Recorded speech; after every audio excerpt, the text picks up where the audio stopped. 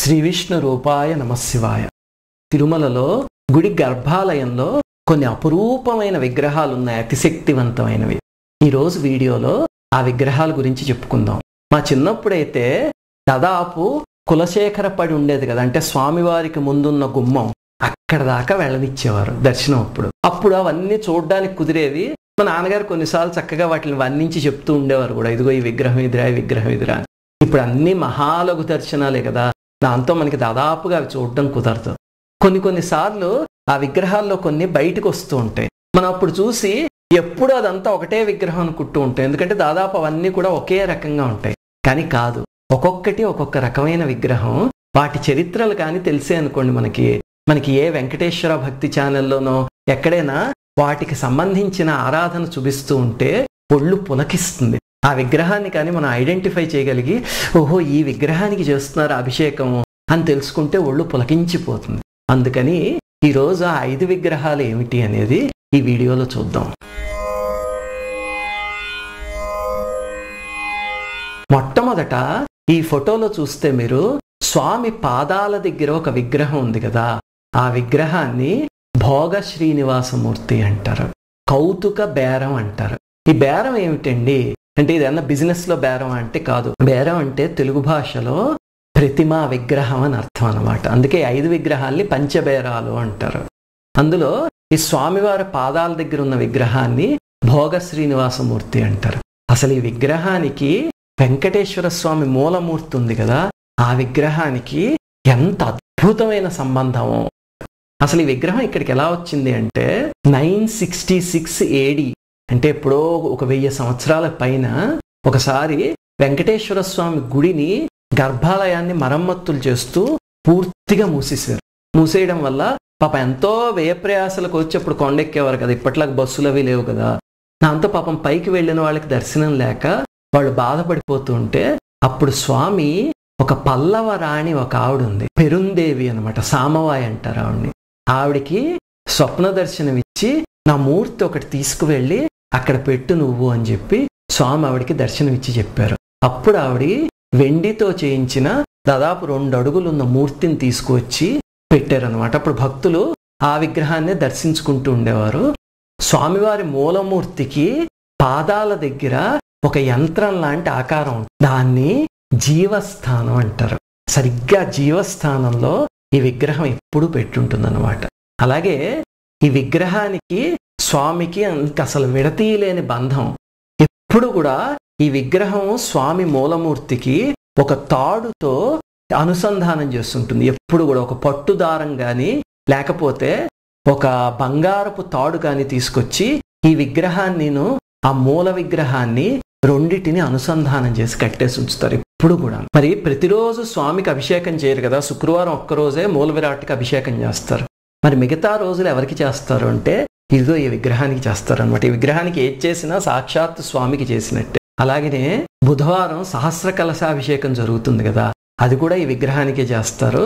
అలాగే రాత్రి పవళింపు సేవ జరిగినప్పుడు అది కూడా ఈ విగ్రహానికే చేస్తారనమాట, ఆ సేవ కూడా.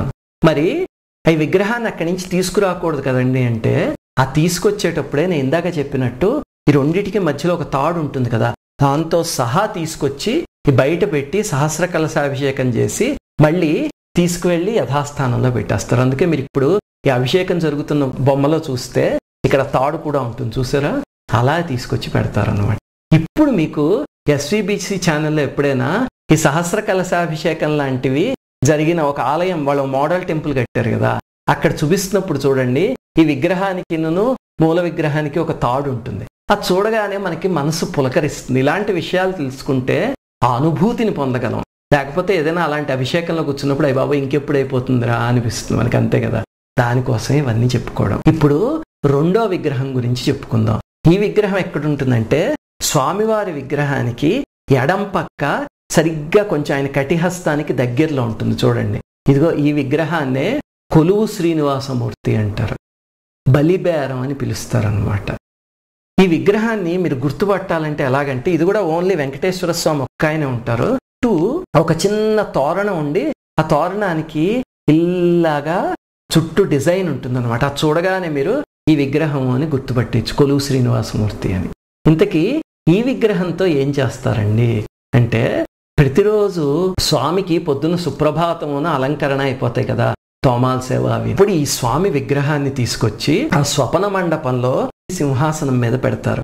పెట్టే పైన ఒక బంగారపు ఛత్రం పెడతారు. ఆ ఛత్రం మైసూరు మహారాజా వారు ఇచ్చారనమాట. పెట్టి అప్పుడు ఈ స్వామి దగ్గర అందరూ కూర్చుని మొట్టమొదట ఆ రోజు తిథి, వారం, నక్షత్రం అవి ఏమిటి అనేది మొత్తం ఈ స్వామికి వివరిస్తారు వాళ్ళు. ఆ తర్వాత స్వామి ముందు రోజు హుండీల్లో ఎన్ని డబ్బులు వచ్చాయి, అలాగనే సేవలు వీటన్నిటి వల్ల ఎంత వచ్చాయి, అలాగనే మిగతా ఈ ఆలయానికి అనుసంధానమై ఉన్న ఆలయాలు ఉన్నాయి కదా, ఇప్పుడు శ్రీకాళహస్తి, అలాగే కింద అలివేలు మంగాపురం, అలాంటి ఆలయాల్లో ఏ సేవలు జరుగుతున్నాయి అవి మొత్తం తీసుకొచ్చి ఆ స్వామికి చెప్తారనమాట. చూస్తే మనకి ఏమనిపిస్తుంది చెప్పండి, ఒక రాజుగారు వచ్చి సభలో కూర్చుంటే కొలువులోను వీళ్ళు వచ్చి మంత్రులు, సైన్యాధిపతులు, ఇంకా మిగతా అకౌంటెంట్స్ అందరూ వచ్చి అకౌంట్ చెప్తారు కదా రాజుగారికి, అలాగ చేసినట్టే అచ్చం ఇక్కడ చేస్తారనమాట. ఎందుకంటే వాళ్ళు మామూలు రాజులైతే ఈయన జగత్ప్రభు అంతే కదా, అఖిలాండ కోటి బ్రహ్మాండ నాయకుడు. అందుకని ఆయనకి సార్వభౌమ సత్కారాలతో జరిగే కొలువు ఇది. అలాగే ఆ చుట్టూ కూర్చున్న వాళ్ళు కూడా ఆయనకి, స్వామి ఈ రోజు ఏం చేయబోతున్నాం దేవాలయంలోను, రేపొద్దున ఏం చేస్తాం అనేది చెప్తారండి. ఆ తర్వాత ఆ రోజు నిత్యాన్నదాన పథకం ఉంటుంది కదా, ఆ పథకానికి ఎవరైతే మహారాజు పోషకులు వాళ్ళు ఉన్నారో వాళ్ళ పేర్లు చదివి వినిపిస్తారు. ఎంత అదృష్టమో చూడండి. అలాంటి పథకంలోకి మనం సబ్స్క్రైబ్ చేయగలిగితే కనుక అక్కడ కొన్ని లక్షల మందికి రోజు ఉచితంగా భోజనం పెడుతున్నారు కదా టీటీడీ వాళ్ళు. మనం తీసుకువెళ్ళి మన ధనాన్ని అక్కడ సద్వినియోగం చేయగలిగితే రోజు స్వామి చెవిలో మన పేరు పడుతుంది. అంతకన్నా అదృష్టం ఏం కావాలండి. ఆయన చెవిలో ఆ పేరు పడిందంటే ఆ హృదయం మీద ఉన్న లక్ష్మీదేవికి ఆవిడ చెవిలో పడిందంటే మనం 1,00,000 రూపాయలు ఇచ్చామంటే అక్కడ ఆవిడ చూస్తూ ఊరుకుంటారా, దాన్ని 10 లక్షల కింద తీసుకొచ్చి మనకే ఇస్తుంది తల్లి, అంతే కదా. చూడండి ఆ సేవ చేసుకుంటే ఎంత అదృష్టమో. అలాంటి వాటికి ఉపయోగించండి మీ ధనాన్ని. ఈ మధ్య ఎక్కడో ఒక వివాహం జరుగుతుంటే ఒక కార్డు తీసుకొచ్చి ఇచ్చారు. ఆ కార్డు ప్రింట్ చేయడానికి 550 రూపాయలు అయిందట. ఎంత గొప్పగా తీసుకొచ్చి ఇచ్చారో. ఈ కార్డులో ఇది ఉందండి, ఇది ఉందండి, ఇదిగో ఇక్కడ ఇది ఇది ఉత్తి ప్రింట్ చేసి కవర్కి దీనికి కలిపి 550 రూపాయలు అయింది. ఎవరికి పెట్టినట్టండి 550? అంతే కదా. ఏం చేసుకుంటాం, అదైనా పటం కట్టించి పూజలో పెట్టుకుంటామో చెప్పండి. నేను ఉండబట్టలేక అన్న, అయ్యో కార్డుకి ఇంత ఖర్చు పెట్టారా, దీన్ని ఏమైనా సత్కార్యానికి ఉపయోగించవచ్చు కదండి అంటే, లేదండి మేము భోజనాలన్నీ పెట్టడానికి ఓ డబ్బులు ఇస్తూ ఉంటాం ఎప్పుడూను అన్నారు. అక్కడంత డబ్బులు ఇచ్చి కూడా ఇలాంటివి చేస్తున్నాము అంటే మనకి ఇంకా డబ్బు సర్ప్లస్గా ఉంది అని అర్థం. అప్పుడు ఇంకా ఇవ్వండి. తీసుకొచ్చి ఇదిగో ఇలా తిరుమల దగ్గర చక్కగా నిత్యాన్నదాన పథకంలో ఒక రోజు ఇవ్వగలిగారు అనుకోండి, మొత్తం అన్నదానం అంతాను చక్కగా స్వామి చెవులో మన పేరు పడుతుంది. లేదండి అక్కడ కూడా ఇచ్చాను ఇంకా దుర్వినియోగం చేస్తున్నానంటే, అయితే మీ దగ్గర ఇంకా డబ్బులు ఉన్నాయన్నమాట, 2 రోజులకో వారానికో సరిపోయేంత ఇవ్వండి, లేకపోతే నెలకో సంవత్సరానికో సరిపోయేంత ఇవ్వండి. లేకపోతే చూడండి అక్కడ చక్కగా వెంగమాంబ ఆ భోజనాలయానికి వెళ్తే దాన్ని కట్టించిన పుణ్యాత్ములు ఉన్నారు. చూడండి డబ్బును అలా సద్వినియోగం చేసుకోవచ్చు. రోజు లక్షల మంది కలిసి అక్కడ భోజనం చేస్తూ ఉంటే అక్షయ తృతీయ అంటాం మనం, అలాగా పుణ్యం అక్షయంగా కట్టించిన వాళ్ళకి వెళ్తుంది. అలా సద్వినియోగం చేయండి మీ ధనాన్ని. ఇప్పుడు ఈ కొలువు శ్రీనివాసమూర్తికి ఇలా అకౌంట్స్ అన్ని చెప్పేశాక ఆ తర్వాత చెప్పిన వాళ్ళు ఉంటారు కదా, వాళ్ళు ఆ స్వామి చేతికి తాకించి బియ్యం అలాంటి దినుసులు అవన్నీ వాళ్ళకి తీసుకువెళ్తారు అనమాట వాళ్ళ భత్యానికి. అంటే రాజుగారు అంతా అయిపోయాక వాళ్ళకి ఇస్తూ ఉంటారు చూడండి చెప్పిన వాళ్ళకి. అలాగే ఈ రాజాధిరాజు కూడా చేసే ప్రక్రియ అనమాట. ఇలాంటివన్నీ తెలుసుకుని చూడండి అప్పుడు ఆ సేవలు ఒళ్ళు పులకిస్తుంది. అక్కడ ఆయన రాజులా కూర్చున్నట్టు, ఆయన ముందు సేవ జరుగుతుంటే మనం ఆ కొలువులో కూర్చుని చక్కగా చూసినట్టు అనిపిస్తుంది. లేకపోతే ఏమిట్లే అని చెప్పి ఛానల్ మార్చేస్తూ ఉంటాం మనం. ఆ తర్వాత 3వ విగ్రహం, ఈ విగ్రహాన్ని ఉగ్ర శ్రీనివాసమూర్తి అంటారు, లేకపోతే స్నపన బేరం అంటారు అనమాట.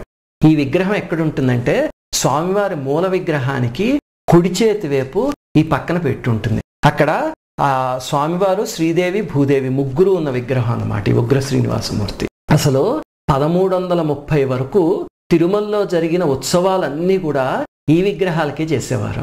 ఒకసారి ఏమైంది, ఆ సంవత్సరం బ్రహ్మోత్సవాలు జరుగుతూ ఉంటే ఈ విగ్రహాన్ని బయటికి తీసుకురాగానే సూర్యకాంతి విగ్రహం మీద పడగానే విచిత్రంగా తిరుమలలో ఇళ్ళన్నీ దగ్ధమైపోయాయి.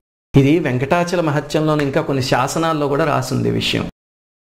అయితే దాంతో బ్రహ్మోత్సవాల మధ్యలో ఆగిపోయి అర్చకులందరూ భయపడిపోయి లోపలికి వెళ్ళి, స్వామి ఏమిటిది ఈ విపరీతం, ఏం చేయాలి ఇప్పుడు, బ్రహ్మోత్సవాలు జరపాలా జరపకూడదా అని కన్నీటి పర్యంతం అయిపోయారు పాపం. అప్పుడు స్వామి ఒక భక్తుడి ద్వారా చెప్పించారనమాట, ఇక నుంచి ఈ విగ్రహాలకి ఎప్పుడూ సూర్యకాంతి సోకకూడదు, అందుకని వీటి బయటికి తీసుకురావద్దు అని. అందుకే మీరు ఇప్పటికి కూడా చూస్తే ఆ విగ్రహాల్ని సంవత్సరంలో 2 రోజులు బయటికి తీసుకొస్తారు. ఒకటి కృష్ణాష్టమి రోజు, 2 క్షీరాబ్ది ద్వాదశి రోజు. ఎప్పుడైనా ఈ 2 రోజుల్లో తిరుమల వెళ్ళడానికి కుదిరితే కనుక ఏం చేస్తారంటే తెల్లవారుజామున 2 గంటలకల్లా వెళ్ళి ఆ మాడవీధి దగ్గర కూర్చుంటే అప్పుడు అసలు సూర్యుడు ఉదయించక ముందు 2:30 సమయంలో 2:30కి ఆ విగ్రహాల్ని బయటికి తీసుకొస్తారు. గబగబగబా మాడవీధుల్లో తిప్పేసేసి 3 గంటలు అయ్యేసరికి దేవాలయంలోకి తీసుకువెళ్ళిపోతారు. వెళ్ళిపోయి మళ్ళీ గర్భాలయంలో పెట్టేస్తారు అనమాట. సంవత్సరానికి ఆ 2 సార్లు ఆ విగ్రహాలు బయటకు వస్తాయి. లేకపోతే మీ అదృష్టం బాగుండి అర్చన అలాంటి దర్శనాలు ఏమన్నా దొరికితే గర్భాలయం వరకు వెళ్ళి చూడగలిగితే కనుక అప్పుడు చూడండి ఆ ఉగ్ర శ్రీనివాసమూర్తి అక్కడ కనిపిస్తారు. ఉగ్రత్వం అంటే ఆ విగ్రహం ఏదో భయంకరంగా ఉంటుంది అనుకోకండి, మామూలుగానే ఉంటుంది ఆ విగ్రహం. కానీ అందులో ఉన్నది ఉగ్ర కళ అన్నమాట. ఆ కళ సూర్యకాంతి పడగానే యాక్టివేట్ అయిపోవడం మొదలుపెట్టింది. అందుకని ఆ విగ్రహాలను అలా లోపల ఉంచేస్తారు. ఎందుకండి ఇంతకీ స్వామికి ఉగ్రత్వం అంటే, స్వామికి ఉగ్రత్వం ఎవరి మీద అంటే తన భక్తుల్ని బాధ పెట్టే వాళ్ళు ఉంటారు వాళ్ళ మీద ఆ ఉగ్రత్వం. అంతేగాని భక్తుల మీద ఎందుకుంటుంది, ఆయన ఎప్పుడు చల్లని చూపుతోనే చూస్తారు. మరి ఈ స్వామి విగ్రహం ఇలా అయిపోయి అప్పుడు బ్రహ్మోత్సవాలు ఆగిపోయాయి అనుకున్నాం కదా. ఆ తర్వాత మరి బ్రహ్మోత్సవాలు ఎలా జరిగాయి అంటే, నేను చెప్పాను కదా ఇందాక ఒక భక్తుడి ద్వారా స్వామి చెప్పించారు అని. అప్పుడు స్వామి చెప్పించిన సందేశం ఏమిటి అంటే, మీరు వెంటనే బయలుదేరి వెళ్ళి అక్కడ మలయప్ప కోన అని తిరుమల కొండల్లో ఒక అడవి ఉంది, అక్కడికి వెళ్ళి అక్కడ ఫలానా చోట తవ్వండి, నా శక్తి భూమిలో నిక్షిప్తం అయింది, అక్కడ ఆ శక్తిని తీసుకొచ్చి బ్రహ్మోత్సవాలు పూర్తి చేయండి అని చెప్పారు. చెప్తే దాంతో మొత్తం పరివారం అర్చకులు అందరూ మేళతాళాలతో వెళ్ళి ఆ కోనలో స్వామి ఎక్కడ చెప్పారో అక్కడికి తవ్వి చూసేసరికి నిజంగానే అద్భుతమైన స్వామి విగ్రహం, ఒక 3 అడుగుల విగ్రహం, శ్రీదేవి భూదేవి ఉన్నవి అవి దొరికాయి అన్నమాట. అక్కడ మనకి చూడండి కొన్నిసార్లు అనిపిస్తుంటుంది, ఏమండి ఫలానా వాళ్ళు దండయాత్ర చేస్తే ఎక్కడో విగ్రహాలు ఎత్తుకుపోతే కనుక భగవంతుడు ఏమి ఎందుకు చేయలేదండి అని. ఎందుకు అంటే అప్పుడు స్వామి గుప్తంగా వెళ్ళిపోయే సమయం వచ్చింది, వెళ్ళిపోతాడు, వాళ్ళ విగ్రహాలను ఎక్కడో పెట్టేస్తారు ఇలాగా. తర్వాత స్వామి బయటికి రాదలుచుకున్నప్పుడు మళ్ళీ ఇదిగో ఇలా చేసి ఆయనే బయటికి తీసుకొస్తాడు. అదంతా ఆయన లీలా విలాసం అంతే. అప్పుడు ఆ విగ్రహాలని తీసుకొచ్చి వాటిని చక్కగా శుభ్రం చేసి సంప్రోక్షణం అన్నీ చేశాక తర్వాత వాటికి ప్రాణప్రతిష్ఠ చేసి బ్రహ్మోత్సవాల్ని కొనసాగించారు. అలాగా ఎప్పుడో 1330 నుంచి ఇప్పటి వరకు బ్రహ్మోత్సవాలు జరుగుతుంది ఆ విగ్రహాలే. మలయప్ప కోనలో దొరికి కాబట్టే దాన్ని మలయప్ప స్వామి అని పిలుస్తారు. ఉత్సవ బేరం అంటారు అనమాట. అసలు ఆ విగ్రహాలు ముగ్ధ మనోహరంగా ఉంటాయి. ఇంతంత ఉండి మనకి రోజు కళ్యాణం సమయంలో కానీ లేకపోతే సహస్ర దీపాలంకరణ కానీ లేకపోతే బ్రహ్మోత్సవాల్లో ఈ వాహనాల మీద కానీ అన్నిటి మీద కొలువు తీరేది ఆ మలయప్ప స్వామి. అద్భుతంగా ఉంటాయి ఆ విగ్రహాలు. అలాగనే ఆ విగ్రహాల సౌందర్యానికి ఎంతో మంది రాజులు చక్రవర్తులు రాణులు దాసోహం అని చెప్పి ఆ స్వామికి ఇచ్చిన ఆభరణాలు ఇంకా నిజం చెప్పాలంటే మూల విరాట్ కూడా ఇవ్వలే. ఈ స్వామికి బంగారపు కవచం, వజ్ర కవచం, ముత్యాలతో చేసిన కవచం, అలాగే ఎన్ని ఆభరణాలు ఉన్నాయో స్వామికి. అసలు ఒక్కొక్కసారి ఒక్కొక్క అలంకరణలో అక్కడున్న అర్చక స్వాములు అంత రమణీయంగా అలంకరిస్తారు. వాళ్ళు చూడండి ఒక చిన్న పంచె కట్టినా సరే ఆ విగ్రహానికి ఎంత మనోహరంగా కడతారో. అసలు ఆ మలయప్ప స్వామిని శ్రీదేవిని భూదేవిని చూస్తే ఒళ్ళు కించిపోతుంది. వాటి వెనకాల ఇంత కథ ఉందన్నమాట. ఈ విగ్రహాలు ఎక్కడుంటాయి అంటే స్వామి మూల విగ్రహానికి ఎడంచేతి పక్క కింద ఉంటాయి ఈ విగ్రహాలు. అలాగనే ఇవి ఎప్పుడైతే బయటికి వెళ్ళాయో ఏ ఉత్సవానికైనా దేనికైనా మళ్ళీ లోపలికి వచ్చే వరకు స్వామికి ఇంకేవి నివేదన చేయరనమాట. నివేదన జరగాలి అంటే విగ్రహాలు గర్భాలయంలో ఉన్నప్పుడే జరుగుతాయి అన్నమాట. అంత అద్భుతమైన శక్తివంతమైనవి. ఇవన్నీ తెలుసుకుంటే చూడండి రేపు బ్రహ్మోత్సవాల్లో విగ్రహం చూడగానే మనకి మొట్టమొదట పులకింత వస్తుంది. ఓహో మలయప్ప స్వామి అక్కడెక్కడో మలయప్ప కోనలోంచి ఈ గర్భాలయంలోకి వచ్చారు, ఎంతటి కారుణ్యం అని ఆ అనుభూతి కలగడానికి ఇవన్నీ చెప్పేవి. ఇంకా ఆఖరి విగ్రహం స్వామి మూల విరాట్. ఆ విగ్రహాన్ని ధ్రువబేరం అంటారు. ధ్రువం అంటే కదలకుండా నిశ్చలంగా ఉన్నది అనమాట. అలా ఉన్న విగ్రహం కాబట్టి అలా అంటారు. ఇంతకీ ఈ విగ్రహానికి ప్రత్యేకత ఏమిటో మనందరికీ తెలుసు. దేశంలో ఎన్నో దేవాలయాలు ఉన్నాయి, ఎంతో మంది దేవతలు ఉన్నారు, అందులో బోలెడంత మంది స్వయంభూవులు ఉన్నారు. అలాగే నారాయణమూర్తి వెలసినవే బోలెడు దేవాలయాలు ఉన్నాయి ప్రఖ్యాతమైనవి. కానీ ఎక్కడా లేని ఆకర్షణ ఆ మూల విరాట్ ఉంది చూడండి, విపరీతమైన ఆకర్షణ కదా. ఎందుకండి అంత ఆకర్షణ? ఎన్నిసార్లు దర్శనం చేసుకున్నా మళ్ళీ ఇంకొకసారి చూడనిస్తారు అంటే పరిగెడతారు చూడండి జనాలు. ఆ విగ్రహానికి ఎందుకంత ఆకర్షణ? అలాగనే మీరు ఇంకొకటి ఆలోచించండి, ఈ ఉత్సవమూర్తులు ఉంటాయి కదా, వాటికి ఎన్నో సేవలు చేస్తుంటారు. ఇప్పుడు మీ టీటీడీ సేవ ఆన్లైన్లోకి వెళ్ళి చూడండి, ఈ ఉత్సవమూర్తులకి చేసే సేవలు ఉంటాయి కదా, సహస్ర దీపాలంకరణ, కళ్యాణ సేవ, ఇలాంటివి, నిత్య కళ్యాణం, ఇలాంటివి. ఇవన్నీ కూడా ఆ టికెట్లు ఎప్పుడూ అవైలబుల్గానే ఉంటాయి. అవి తెరిచాక కూడా 10 రోజులు 10 రోజులు. కానీ ఈ మూలమూర్తికి జరిగే సేవలు ఉంటాయి, తోమాల సేవ, సుప్రభాత సేవ, అర్చన, అష్టదళ పద్మారాధన, అలాంటివన్నీ ఇలా తెరవగానే బుక్ అయిపోతాయి అంతే. ఎందుకు అంటే విపరీతమైన ఆకర్షణ శక్తి ఆ విగ్రహానికి. ఎలా వచ్చిందండి అంత ఆకర్షణ శక్తి అంటే, కొంతమంది అంటారు శంకరాచార్యుల వారు అక్కడ ఒక యంత్రం పెట్టారు అని.